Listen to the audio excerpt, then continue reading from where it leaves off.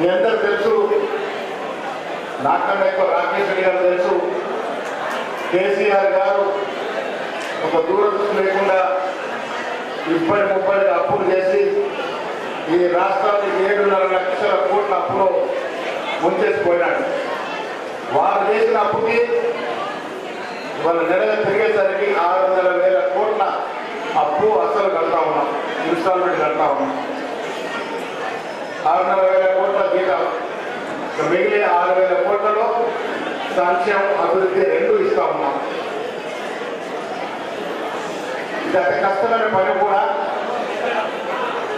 పేద ప్రజలకు ఇవ్వాల్సిన కార్యక్రమాలన్నీ కూడా తెచ్చుకుంటూ పోతా ఉన్నాం.